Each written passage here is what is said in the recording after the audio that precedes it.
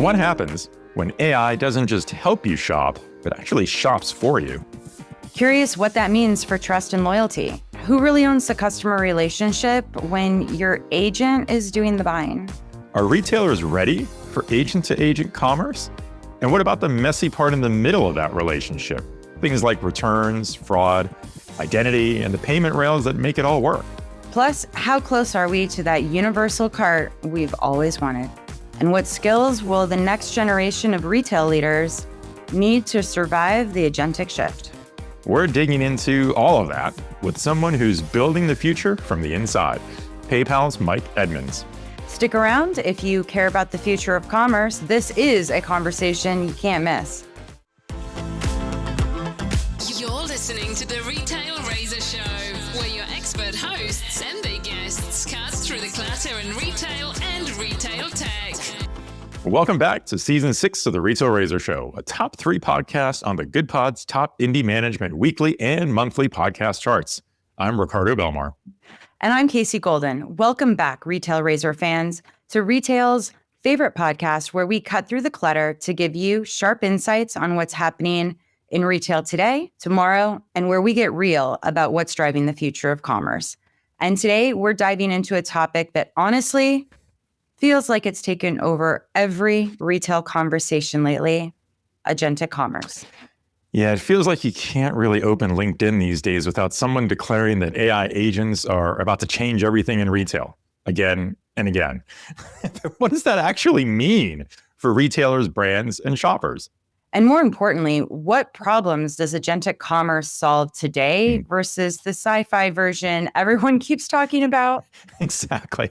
So we brought in someone who's not just talking about the future, he's building it. Our guest today is Mike Edmonds, who leads agentic commerce commercial growth at PayPal. If you've been wondering how payments, trust, identity, and AI all collide, Mike is the guy you want to hear from. Mike's background spans Microsoft, PayPal, and teaching at Northwestern, so he's got this rare perspective that blends tech, retail, and the next generation of talent entering the industry.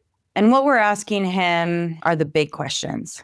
What does a real agentic shopping experience look like for an everyday consumer? How do merchants keep control of the customer relationship? And what does know your agent even mean? And how to build trust when agents making decisions on our behalf. Yeah, plus we get into loyalty, universal carts. I know I've been waiting for that one for a long time now.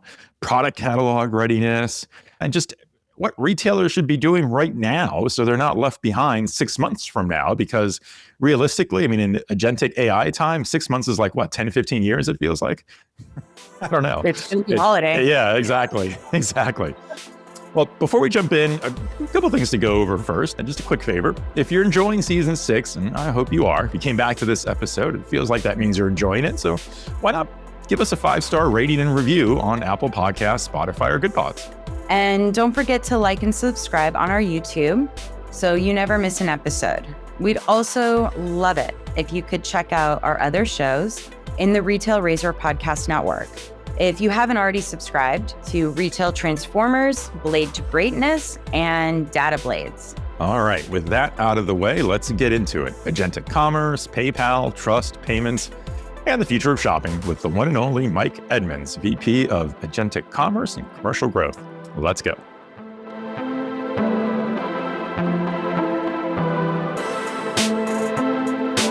Mike, welcome to the Retail Razor Show podcast. Excited to have you on the show. Good to see you again. Just quick for everyone in our audience, Mike and I both previously worked at Microsoft supporting the retail and consumer goods business. I was fortunate enough to benefit from Mike's amazing knowledge and expertise in a number of projects that I had supporting Microsoft partners. So it's great to be here and have Mike with us on the show.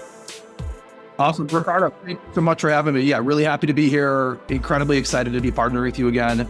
I missed the days at Microsoft, but really happy to see the podcast that both you and Casey have. Yeah, thanks. Yeah, thanks. Yeah, I mean, and we've got so much ground to cover today around agentic commerce. We have really been looking forward to this conversation. You know, it's everything around agentic, around payment technology now just being so front and center in this environment. This is going to be great to dig into. And I think we may even hit you up for some thoughts on what that agentic future may hold for college students in the industry, given your role at teaching at Northwestern. So hopefully we'll come back to that a little later. Let's do it. Yeah, Mike, it's kind of a thrill to have you here and talk about all things agentic commerce. Mm-hmm. It's a fascinating moment in the industry right now. And I always say it's not commerce unless you check out. So that's what we're going to be talking about. And you're certainly right in the middle of it with your role at PayPal. So why don't we just start by giving the audience a quick rundown on your background in retail and your role at PayPal? Yeah, awesome. Thank you so much, Casey. So my background, I've been with PayPal. I'm into my 8th month, and I lead agentic commerce from a commercial growth perspective. So what that means is really 3 things. Number 1, I collaboratively define what our strategy is in agentic commerce. So effectively, what are the bets that we're making when it comes to the problems that we're solving and the products that we're building. That is an incredibly fun, fast-paced environment, as you can imagine. But like part 1 is strategy. Part 2 is growth. So that's growth measured in terms of, commercial metrics like revenue. Also, it is onboarding merchants into our agentic commerce product portfolio. And then number 3 is around operational alignment. PayPal is a matrixed organization, just like Microsoft was, but its own different version of it. And getting everyone playing off the same sheet of music with what we're doing, why we're doing it, how do we measure success is definitely a full-time gig. So that's my remit at PayPal. It has been wildly exciting, as you can imagine. This is the buzzword of all buzzwords. Yeah. So externally with partners and merchants and customers, I'm having an incredibly awesome time doing it. As you mentioned earlier, before joining PayPal, I was with Ricardo at Microsoft, where I led AI and e-commerce strategy for Microsoft's worldwide retail and consumer goods team for just about 4 years. And as you mentioned also, I'm based in Chicago, a town just north called Evanston. I have a personal passion around teaching, where I've proudly been a part of Northwestern's graduate program, both MBA, design, and a product management discipline, really helping equip the next era of product people to be mindful with their use of AI. So awesome. I'm staying busy. That's for sure. That's right. Yeah, for sure. Mike, I really appreciate that background, and so good to know that you're, doing both things, right? Mm-hmm. Who knew? So let's talk about all things agentic. Agentic commerce is getting a lot of airtime. I mean, I don't think anybody can have a conversation without coming up into being the conversation, but it's still abstract for a lot of operators. In plain English, just like, how do you define agentic commerce, and what's the first real problem it solves for retailers today? I love starting from that place of clarity. Casey, I'd say the most fun part about my current job now is spending time with merchants. And I spend most hours of my working day working with merchants. And maybe you're surprised, maybe not, but like every conversation around agentic commerce starts with, let's establish a shared understanding for what it is and what it isn't. Because as you know, if you start going down the path before having that common alignment, things go off the rails really quickly. So I have a very simple perspective on what agentic commerce is, and then I'll play out the use cases, because I think the devil's in the detail when we're talking about the use cases. So agentic commerce, very simply put, is when agentic AI is involved in the shopping experience. And what I mean by that is when a customer or a shopper is researching, finding, or buying, what's the role that agentic and agentic AI plays throughout that life cycle. So the logical question is, well, okay, what do you mean specifically? And we're seeing 3 different themes of use cases that really break down and hopefully establish clarity with what we mean by agentic commerce. So the first use case is computer using agents. You often will hear either CUA or the acronym KUA. And that is when it's most popularized by humans going to AI browsers. So think of Perplexity's Comet, OpenAI's Atlas. Google over the past couple of weeks announced, Gemini being kind of riding shotgun within their browser. And it's effectively when shoppers are entering shopping related prompts into the browser via the agent. And then you're effectively watching the agent do a bunch of things that humans typically do, like go scan a bunch of websites, find a bunch of products, potentially build a cart. Another iteration of that is called browser automation. And I think a beautiful execution of that is what Google is doing with their Buy For Me flow that's tied to their price tracking. Copilot's doing a very similar thing, where it's effectively you're going, hey, I'm looking for a new pair of jeans from this brand. Once they're under $200, let me know, because I want to purchase them. And the agent goes and does that analysis of product, brand, price. When it finds that match, it'll send you a notification. I get an email, and then I effectively, as a shopper, have both hands on the wheel, and I can be like, yep, that's the right pair of jeans. They're $197. Let's create buy. We're interested in that use case at PayPal. We think it's only going to get better, but the reality is it's really at best for hobbyists, is what I say, because it typically takes a long time. And I don't think the average shopper has like minutes to watch an agent do a bunch of things that I could just do. Okay, so that's use case one. Use case two is agentic checkout, which we're really excited about this one because it's really the blend of like what's here and now and also with where things are going over the near future. So agentic checkout is when a shopper goes to an agentic surface. So think of ChatGPT, Gemini, Copilot, Perplexity, Meta, Amazon, the list goes on. And the shopper can just, in natural language, describe what they're looking for. I'm running my first marathon in Chicago in November. What should I get? And the merchants who have integrated their catalogs directly, either API or through a company like PayPal, and also their order management capabilities, can effectively provide shoppers with a way of finding what they're looking for in a very easy, fluid way.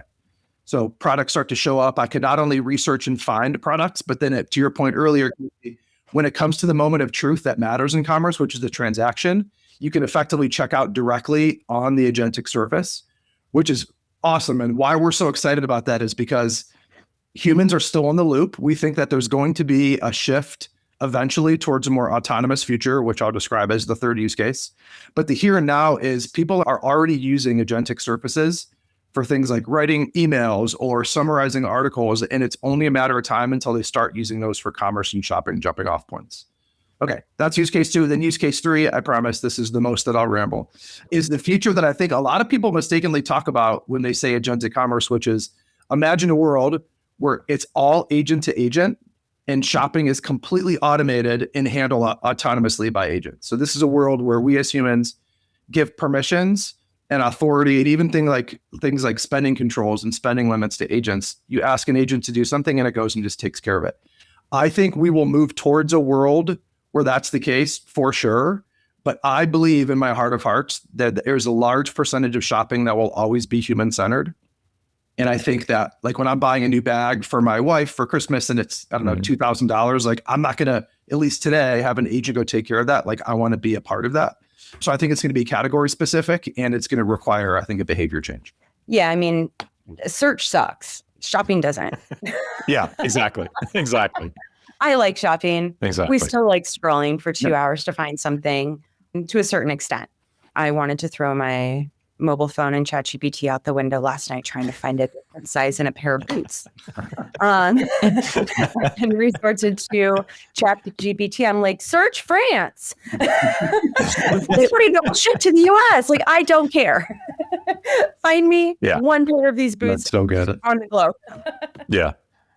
Yeah, I'm totally there on that too. It kind of feels like when the agents have total free reign to go anywhere and everywhere, right, to look for things, I think that starts to make a little more sense. And then on the other end, maybe of that spectrum, it's like at the end of the day, I mean, there are a lot of commoditized things that are so essential that it's like automatic even for a human, right? I know I'm going to buy this every week or every 2 weeks or every month or whatever it is, because when I run out, I got to buy it again. Done, right?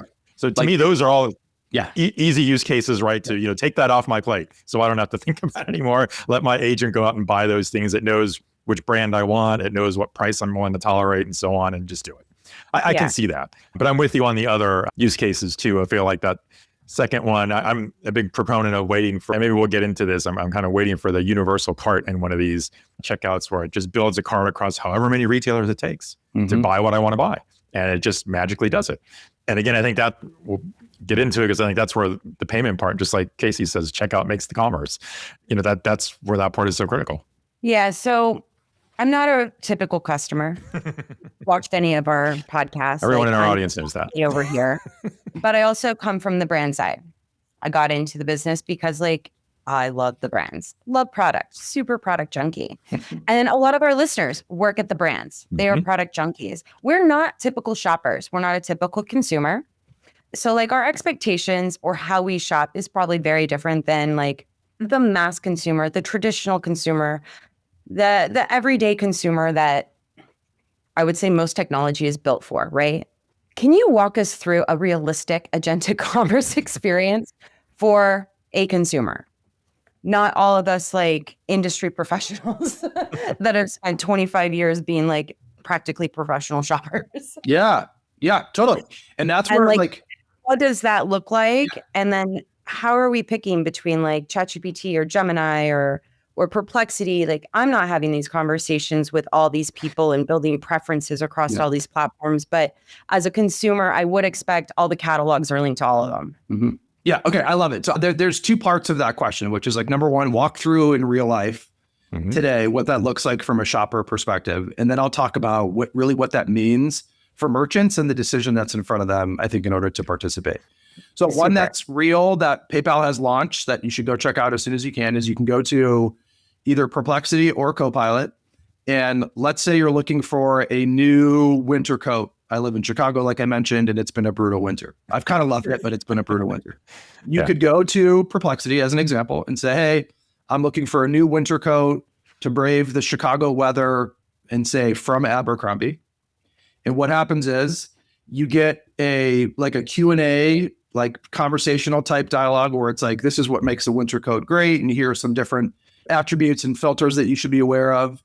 And then there's a tab for shopping where if you click on the shopping tab, it shows you a bunch of products, which looks and feels like e-commerce as we know it. And the products that have a light blue instant buy button on it are ones that are available to check out with on the surface itself. So you can go from like the inspiration flow of conversational back and forth that it can effectively mimic the conversation that one might have with the store associate. And then for those high intent shoppers, so ones who are like, you know what, that's the coat, that's the size I'm in, rather than being catapulted off to a different website, which does create an opportunity for people like me to abandon the funnel, I can effectively check out in one of the most safe, secure, and seamless fashions possible, which is either by PayPal or with a credit card. So I think that, like, what I love about that is that it's iteratively and incrementally different than e-commerce as we know it, but it's better. And it's not a crazy far version of the future where it's like, hold on, now I'm freaked out about making this transaction. Right. Like, it's just an easier way for me to research and find. And then the checkout, the moment of truth is actually brought to me directly in the conversation. So we're fascinated with that because what Perplexity, what Copilot, what Gemini, what ChatGPT offer to merchants is new channels for growth, for reaching their customers, where more and more of their customers will likely be over the interim. Now, the challenge from a merchant perspective is, in one word, it's complicated. And what I mean by that is, think about the number of LLM services that are out today. You have, like you mentioned it, Casey, there's ChatGPT, there's Perplexity, there's Copilot, there's what's Amazon doing, there's Meta, there's Gemini. There's these land apps and startups. Totally. And then there's, those are the general purpose, the LLMs. And then there's the vertical specific niche, like SLM, small language models that are more shopping specific. And having a merchant pick a winner or a combination of winners is really hard to do. Like, no one knows where the space is going to go. Right. What's making it even more complicated is we are still in a divergent state when it comes to protocols. You have ACP, UCP, A2A, MCP, AP2. I think we'll ultimately get to a place where we are more converged. But today, it is multiple services, multiple platforms equals complicated. So our perspective from a PayPal point of view is there's always going to be a certain top tier of merchants who have the resources, the ambition, the curiosity to go integrate directly with 7 different LLMs and to see which one's best and to tinker. And then to have a team that's dedicated to understanding these protocols, the rules that are governing how agents, businesses, and humans come together to make this work. We think that most retailers are not afforded that luxury and are looking for an easy way to connect once, have access to many, and then to toggle on and off, like what's working and what's not, whether it's products, product categories, even channels themselves. So that's what we're looking to do over the immediate term. Well, I'll give you a phrase if you ever need to use it. Figuring that out is easier than making the damn shirt. I love her. There's like 16 systems and you got thread coming from one country and it's being produced in another and fabric in another. We figured that out. We can all figure this out. Yes. There's enough smart brains in the room to get this done for sure. Yep. Exactly. But yeah, some of us more sophisticated shoppers are just going to have to sit here and wait for it to catch up to our expectations, I have a feeling. Well, and I think too, one of the things that strikes me in all of this is that trust really becomes the biggest gating factor, right? In this whole process, whether it's the consumer trusting that the whole process works, the retailer trusting that the system is going to satisfy the whole transaction for them, right? And give them that they're going to get enough information about that consumer. And then I think also on the consumer side, I don't hear people always talk about what happens post-transaction, right? We used to always talk about the post-transaction experience between consumer and retailer. And whenever you have something that's an intermediary between it, you always have to ask, well, how do I trust that that experience is going to be what it needs to be whatever kind of support I might need as a consumer? But it also seems to me that payment technology now is like right in the middle of this. And it really both in the middle of the technology component of it, but also in the middle of bringing that trust element between the consumer and the merchant. In my mind, it's a lot like the early days of e-commerce. It's like, from your perspective, I mean, do you also see that? Do you see that like the trust is this big factor, and that's what part of the reason why payments is now really in sharp focus? Yes, 100%, Ricardo. I'm guilty of oversimplifying in a way that just makes it easy for me to understand, but I realize I can get myself in trouble often. I wholeheartedly agree. Like, what is the one obstacle in front of us that is going to determine merchant adoption, customer habituation, everything in between? It's trust. And like, why does trust matter so much? You remember, like, we all were part of e-commerce in the first iteration, 20 some odd years ago. And remember, there was this hurdle of, can I trust that businesses are legitimate online? And it's even if they are, am I really going to enter in my credit card? Right. My debit card? Like, is that going to happen on an e-commerce? And that's where you look back at PayPal, like 25, 26 years ago, we brought a level of trust to internet commerce in a way that ensured that the businesses that you're dealing with through KYB, know your business, are legitimate. And then that customers have all gone through a verification process so that both sides of the equation, KYC and KYB, that we have validated that, and like that's a thing that you can trust. Like, fast forward to where we are now, it's a different game, but there are similar tenets from e-commerce as we know it to agentic commerce.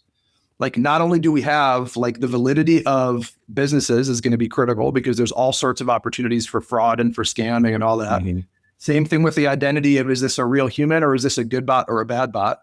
Right. And there's the idea of knowing your agent and like understanding how to have verified identity of businesses and customers is what determines whether a transaction is trustworthy or where it's fraudulent. And to, like, the so what of that, Ricardo, what you mentioned is how we bring that to life is the payment rails. The payment rails are where payment happens, where identity happens, where fraud protection, where risk controls exist.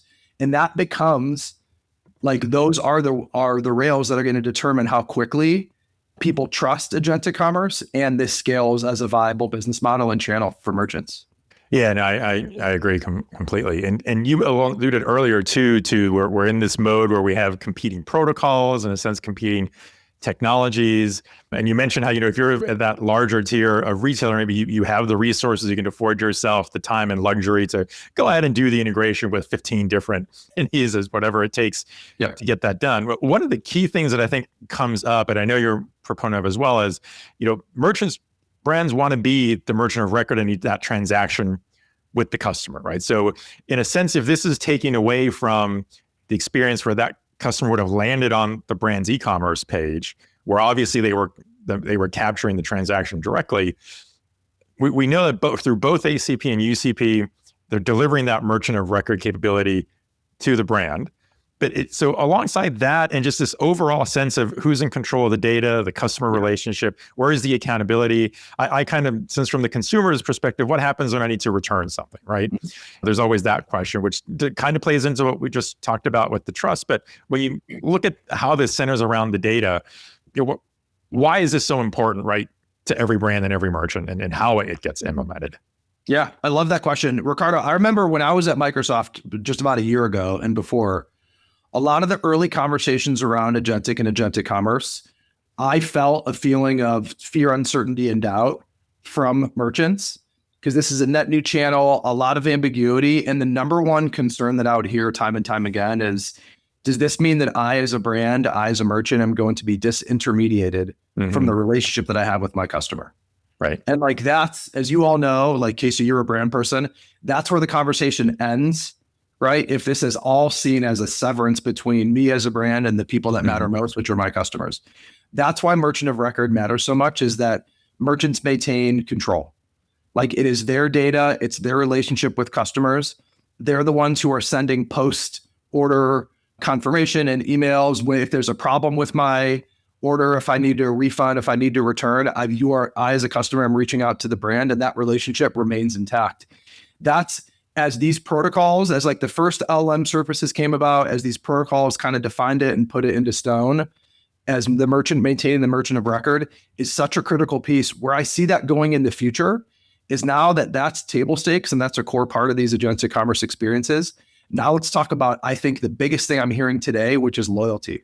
Like, if I as a brand can still maintain the relationship and you've promised me that I'm not going to lose that, now how can I bring my customers to the table in a way where they get to earn points by or rewards by transacting through me? And then how can they ultimately have the ability to spend things like rewards? I see loyalty as a critical way of paying off why merchant of record matters. I mean, we see as like a huge forefront with how these conversations are evolving. Yeah, that makes sense. Loyalty is always a big piece for every brand, is how do I make sure I don't lose my customer relationship? Yeah, I was thinking that that's like it's a big like tracking issue, right? And I was thinking like, oh, this is going to be difficult. This is going to be difficult. But then I was like thinking, I was looking at it and I've been trying to use it. And I'm like, who's got a decent enough loyalty program outside of Sephora that I even care to go through the trouble to get my loyalty? Because the programs have been so bad lately. Like, they've kind of decreased. So I actually think that loyalty could be not just a key point for it, but I think it's a competitive piece. Yeah. That could turn into having better loyalty programs coming into the new year, because I do think that they got a little lazy over the last like 3 years. No, their points didn't do much. Yeah. And I'm like, well, if you want me to go through that trouble, you want the identity, you want these accounts synced, I think these loyalty programs might actually get a lot bigger. And I could see like getting a discount even just for making your first transaction via, rather than just in general. So I do see a big opportunity as a competitive layer, even for loyalty, not just being there, but also being better. Yeah, totally. I mean, from a shopper, from a human perspective, I hope that's the case. Because I totally agree. I often, like, short of a couple brands like Sephora that we can all resonate with, the loyalty programs themselves have kind of fallen into like this what's in it for me point of view. Yeah. Well, I think what's fascinating though is you look across different verticals, and let's like, I'm on the road more than I care to admit. You think about what loyalty means travel, right? For sure. Yeah, like Marriott and United. Like, I wouldn't be caught dead making a travel purchase without points going back to my hotel, right? Back to my airline. And it's like, now in those instances, like PayPal, we just had an awesome announcement just yesterday on a partnership between PayPal, Sabre, and Mindtrip to effectively enable the future of what agentic commerce can look like in the travel space. We see loyalty as like a future forefront there, because I mean, that's going to be such an amazing way of delivering true value back to customers, right? In a way that's not only fluid and easy to use, but then also makes financial sense for every shopper that uses it. 100%. Yeah. And I do think like that's a great example of where I would do the work to even fill it out and sync like I do in my corporate travel portal, right? Where I'm like, here's all my loyalty numbers. Exactly. Like sync. Like, I'd go through the trouble, right? I think it's a key standout piece for sure for marketing to be thinking about that on how they're going to be looking at loyalty. Going back to KYC, we're hearing a lot about this know your agent, and we have KYC and KYB. What does baseline trust actually look like in a true like agent to agent shopping? And who's responsible when something breaks? Like, I mean, I know some people are getting a little mini max are back ordered for like the first time in, I don't know, ever. That's right. Yeah. Because everybody wants everyone wants to build a personal agent inbox at home just to try stuff that are running autonomous and have like some agents and give it some control, but don't want it in their real laptop yet. What is this? And like, where does that liability lay? Yes. Okay. So this is why we started the conversation by really being clear on these different use cases, because what like KYA means in the world of agentic checkout is really like not a whole lot, right? Because we already know like the agent in that case is Gemini, or the agent is ChatGPT or Copilot. And we as humans are still at that moment that matters. We're the ones clicking, yep, it all looks good. I'm going to click buy. As we shift the use case into autonomous, like the game changes. And what I'll say right now is this use case has not picked up and it's not ubiquitous. However, we better figure these things out now, because when, like all things AI, when it does tip, like it's not going to tip slowly. It's going to tip in an existential or an exponential way. I mean, I hope it's not existential. Yeah. So baseline trust in A2A commerce like starts with verified agent identity. We have to be able, there has to be a system and guardrails in place that understand good bots from bad bots and understand like which ones are acting with like cryptographically verified intent. So we know who they are and what they're looking to do, clear, explicit customer authorization, and a robust sense of fraud monitoring. Like those three things together, identity, authorization, and fraud all need to happen hand in hand. And this goes back to your question earlier, Ricardo, around like why payments, why now? Like these are the rails that are going to deliver in the era that we did with KYB and KYC. Like this is how we will be able to KYA in a way that everyone feels really good about it.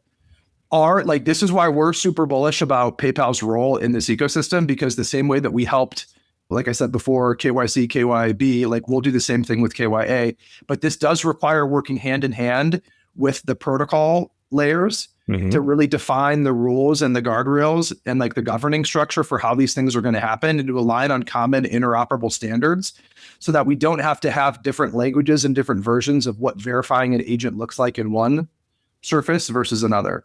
If you take this back into like this, so what, like, have you all been following along the OpenClaw, or sorry, the OpenClaw bot? Yeah, Moltbot, it became Moltbot and OpenClaw. Yeah. Like everybody wants to try it. I mean, we're like, but I'm not making the commitment to my laptop. No. Yeah. But I'll go buy a different one. Yeah. And like, I'm not an expert on OpenClaw, but like what I'm seeing and feeling and like experiencing in that world is we are now equipping humans with agents that not only can help like find stuff, but can actually go take action. Right. Yeah. And now even in a world before this stuff has been fully figured out, we're seeing things pop up like agents. I was just reading something around how a gentleman was able to create a series of agents that created music, right? And then created a bunch of fake bot agents to go listen to the music and ultimately made money off of that. Yes. So it's like, in that scenario, the agent, like those are all agents with malicious intent, and there's no system or governing body that's like determining what's up and what's what not. catches that. And those are that's just a minor use case, but think about it, as these platforms and capabilities catch wind and catch fire, the payment rails are going to be a critical perspective to making sure that trust is carried through ubiquitously. 100%. Yeah, I saw there's a guy on TikTok that created something called Rob using it, and it gave him like 3 months to figure out how to make $40,000 a month. Otherwise, he'll die. So he put it's in survival mode, right? Yeah. Right. And so it spent all this money on these like, I don't know, Hormozy classes and this and this. And like, I'm going to be able to 10x my marketing. And like, we're just all like literally just watching it, right? On TikTok. And he went and bought some stuff. And then there's this piece of going out and buying these packets or these packages designed for them, right? And they've got little viruses in them that are malicious. And there's just so much that I feel like consumers need to learn. And it's going to be the technology and the brands that are going to have to find ways to communicate and just build that trust that we've checked all the boxes. And we've been looking at all the boxes on what needed to be checked, what needed to be addressed so that you can go and play, and not really have to think about all the security pieces out there. And I think it's really nice to see like tech and retail have this 50-50 relationship. Usually tech is so one-sided and it's so easy to get into all of these previous innovations where it felt more like we're always at war with technology and technologists. This is one where I feel like it really takes 50-50 from both sides because the brands have inherent trust. They have all the trust. They have the brand equity, and the technology is just not something that they're all going to be able to build, right? They're just not technologists and cybersecurity Right. professionals, right? I mean, Right. everybody gets a couple, but I think it's going to be pretty cool to see what the industry can do together here. And kind of thinking on when it comes to the people. Mm-hmm. I mean, we have incredibly talented people with very broad experiences, like very diverse experiences, right? Kind of coming together to build this future of commerce. But we just got retail and supply chain and even e-commerce into universities. It's about time, right? Yeah. Yeah. Yeah. Right. You know, Exactly. it's like, finally, that's like a thing. Otherwise, we all learned. In the field. We all have degrees in random fields, right? Yep. Nobody went to school for supply chain or like retail back in the day. No. The industry is changing faster than any curriculum, considering how long it took for that shift. Mm-hmm. If a student wants to work in retail, wants to be in commerce, I used to say always just go into finance. Mm-hmm. Well, I don't necessarily think that that's necessarily a good recommendation anymore. Yeah. But what should they actually be going to school for now? And what skills do you think are still going to matter in 5 years if you want to play in this future of retail commerce space? Yeah. So being a part of the Northwestern community and the graduate programs that I teach, this is one that I get asked all the time, either from students, from family members, from people who understand my affiliation with Northwestern. And I think it's important to say is like, look, nobody has a clear answer to this question, right? I have a point of view and like a hypothesis and a reason why I've kind of supported that.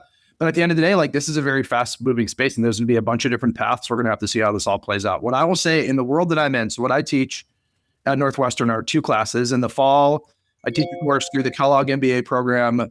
It's a dual MBA and design innovation program. And the class is called Mindful Product Management. So what that class is around is how do you help equip the next era of product people to not only understand how to do core PM responsibilities, but who also have a sense of like empathy and purpose with how to deploy AI-powered products that are not going to contribute to the clutter of digital, 2.0, but are actually going to uplift humanity and create better communities, better relationships, and all that.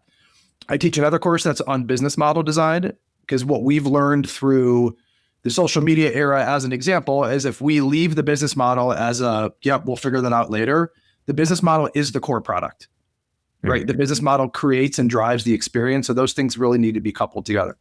So the reason why I mentioned that is the way that we think about, like when people are like, hey, how can I equip myself to be a product person in the future? Like number one, there's going to, and this is true for retail, for consumer goods, for finance, for any industry you can think of. The core foundation is you have to be AI literate, data fluent. Like that is non-negotiable no matter which way you go. Because the days of being like, I'm not technical, or I have people who understand, like now you have to be curious enough to you don't have to be an expert in it, but you really have to know how that works. Right? How AI works and what data fluency looks like. Number 2, I still like recommend if people fall in love with retail, whether it's merchandising or store design or product development, like fall in love with the function for sure. That should never stop you. But you have to understand what's the role that AI and data play in accentuating outcomes along that function. Right? Right. I also think so when it comes to like product as an example, like we are still advocating like, look, the world's going to need more product people, not less. They're going to need more. But the expectations for your output as a product person today versus 5 years ago versus 5 years in the future are going to be drastically different. And the people who understand, how to harness AI as a superpower will be the ones who separate themselves from other PMs. Thank you. Yeah, that makes complete sense. Beautiful answer. Everybody go change your majors.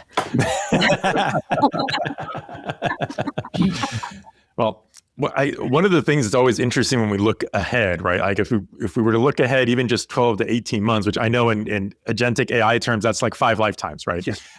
5 generations later.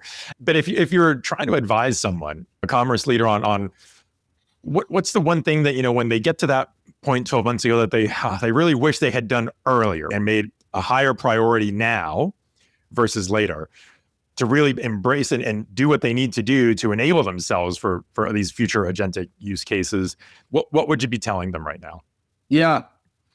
What's funny is, all 3 of us have been a part of other major competing paradigms of the past, right? Whether it's the shift to cloud or when commerce first came around or even things like social. And I remember having lived through those moments as a professional, thinking like, man, this is going to be what like, totally changes the game. And there's going to be the people who opt in and the people who don't, and there's going to be a separation.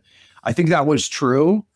As we look at where we are now with Agentic, like my advice to a merchant of any size is get off the bench and into the game. Yeah. Now that does not mean, I'm saying very clearly, that you jump in with both feet and you'll figure it out on the fly.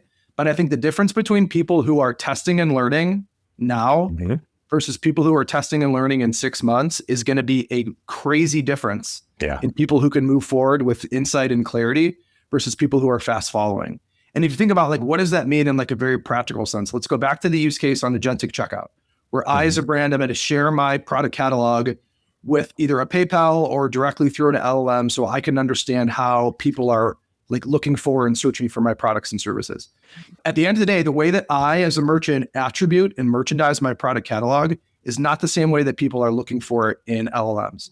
Like when I say, basketball shoes or running shoes or my first marathon in Chicago in November, like those are attributed differently. And what I mean by learning quickly is like the brand who understands how their catalog must be changed and enriched to show up in human-centered prompts is going to be in a serious competitive position versus brands who have not gone through that transformation.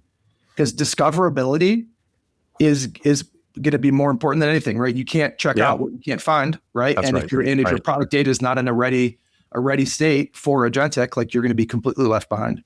So I would say off the bench, into the game. And, to kind of wrap up the answer, like I remember learning about way back in the day when I was in school, like and I forgot who said this quote, but our only sustainable competitive advantage is learning faster than others. And I think like these opportunities where like, if you believe in the wave and that's where your customers will be, your ability to learn faster is what will create a more data-driven approach for how you make decisions in Agentic. Yeah. Yeah, no, that makes sense. And it really does come down to, I agree. You this isn't one where you can just sit on the bench and watch it go by and then hope that, and just say to yourself, I'll catch up later. That's just not how it's going to work out. So what if we look out even further? I know this is going to be harder because as everything changes so fast, but let's go a little further, like 2030. You mentioned, we started this conversation, you went through the use cases and we talked about that fully autonomous agent use case number 3 that really isn't there yet. But a lot of people get hung up on the nomenclature and the definition of that. We both kind of said, well, there might be some product examples where that might make sense and others where it probably doesn't make sense, that you always want to be in control. But is 2030 far enough out that you think maybe that's almost, that use case will start to show up more and everyday consumers are going to get used to the convenience of that? Because I personally kind of feel like that's the motivator. We have so many conversations the past few years about what are the convenience features that consumers want in commerce and how merchants and retailers need to deliver that. To me, that is usually drives a lot of adoption. I always used to argue when everybody got distracted by the metaverse a little bit, is that as interesting and cool as that might be, it lacks that convenience piece because there's a lot of things that consumer has to do to get into it, right? You've got equipment, there's hardware, you got to get used to using, you got to learn a lot of stuff. Whereas here we're talking about making a big part of the experience just go away in a sense, right? We're making the shopping go away by letting the agents. So is 2030 like a date in your mind where you think that's where we start to see that? Is there something even beyond that you think we're just evolving so rapidly we might see that? And how would a merchant prepare for that? Yeah.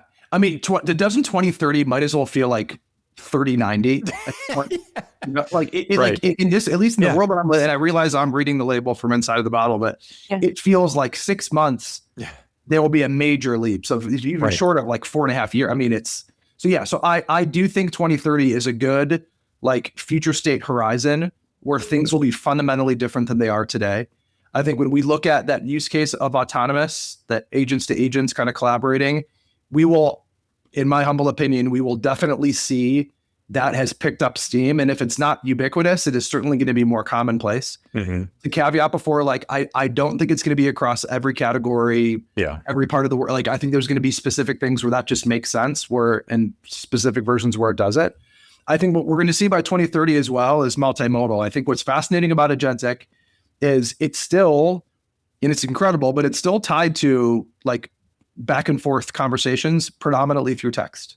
And it's become so easy to do, like, which it's natural. But like, if we expand our mind a bit and think Like, look, these multimodal, multi-reasoning capabilities can not only have text in, text out, but it can be speech in, speech out. It can be images in, video in. So when you start to think like, I think voice, we've talked about voice for many years. That is such a natural, sophisticated point of view that when you have verified identity and your favorite payment system is tied into the equation, you've already linked your loyalty account, so you know that's happening. And I can just say, like, check out with a pair of size 11 basketball shoes. Like, that's talk about no friction. I mean, that's wild. And then you start to play in what you can see, right? And like the visual of wearables. Is it going to be glasses? Is it going to be contacts? Like, if someone can answer that question, they'd be in a lot better place than I am. We start to think about like what that looks like from a commerce point of view as well. Like for the categories where it makes sense, where you can snap, you can look at it, and all the identity around your biometrics, your wallet, all are first-class citizens in that equation, and you completely trust what's happening. Talk about like a complete removal of friction from shopping as we know it today. Yeah. Is it going to be the end of e-commerce as we know it? As a true e-commerce person, like through and through, I refuse to believe that e-commerce will ever go away. I think my caveat is always like, let's go back to the use cases. Like, I think e-commerce will be infused into experiences that are fundamentally different and better than websites today that are effectively a reflection of the way that we store and categorize products in a warehouse. I think we're going to look back at the commerce that I grew up like having a heavy hand in as like an archaic, time-intensive, like not great experience, but provided tremendous, opportunities for folks like us to learn. Yeah, it hasn't changed much since the Spiegel catalog. I mean, I always say like we should digitize the catalog business. Like it hasn't changed much. But I'm definitely seeing some more interesting things for us to have our own individualized experiences as soon as you hit that URL. And there's a lot of things to use brand.com for other than a digital catalog. Yeah, absolutely. I have no doubt that our audience enjoyed this conversation. So thank you for spending the time with us and sharing your knowledge and experience in what's happening at PayPal and Agentic Commerce. Yeah, of course. So first of all, thank you for the opportunity to chat here. Are you asking me to share what's happening at PayPal? Yeah. Anything else you want to share about what's going on? That we haven't talked about yet. Absolutely. I misinterpreted that. No, you've already kind of hit on it, right? Like we're working backwards for merchants, making sure that we're abstracting away that complexity. I think what we should do is we should do this again. Yeah, absolutely. Next year or a year after, and reflect on all the things that we talked about here and how everything changed. Yeah. Because it's evolving so fast. Like we just said, I mean, it's like we can say, oh, that's going to be 9 months from now, but that's like almost an eternity. Yeah. Measured in AI terms based on how rapidly it's changing. So I have no doubt that we're going to be wanting to revisit this conversation with all kinds of new information and experiences to share. And I'm going to keep holding out for that universal cart with the multi-retailer checkout experience. I know it's got to happen sooner or later. Yeah, and I'll let you know what agent ends up finding his damn shoe. That's right. That's going to be the real winner. Everyone's going to take note. The real winner is the agent that can shop for Casey. Right? Where is the shoe? Yeah, that's right. Well, Mike, if our listeners after this conversation, if they want to connect with you, maybe go a little deeper into any of the things you talked about, what's happening at PayPal, what's the best way for them to reach out? Yeah, find me on LinkedIn. LinkedIn is the best place. That's where I post as regularly as I can and where I go just to learn from other people in the community. So hopefully it can be a many-to-many experience. Absolutely. Thanks for that. We'll be sure to have all the info in the show notes for everyone. Thanks again, Mike. Thank you both. Appreciate it. Ricardo, I'd say this episode is officially wrapped. It is.